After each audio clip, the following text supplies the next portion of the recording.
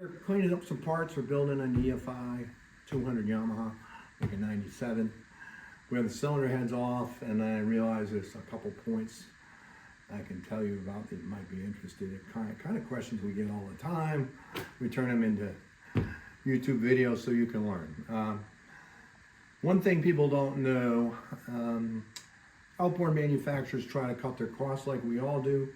So instead of making a 150, a 175, and a 200 and using completely different block each time, they use the same engine block because production-wise, it's cheaper. So what they do to make more horsepower is one thing they do is they change the cylinder heads to make more compression. And right here we have a 200 head and a 150 head. And as you can see, this one's cleaned up, ready for assembly.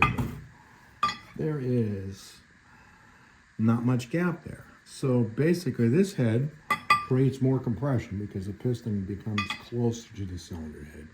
So that would be a 200. Now 150 head, feel like this, and you can see there's a ridge here, boom, boom.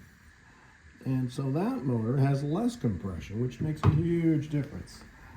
It's also a reason we don't tell people what their compression should be. We always say it should be within 10% of each other.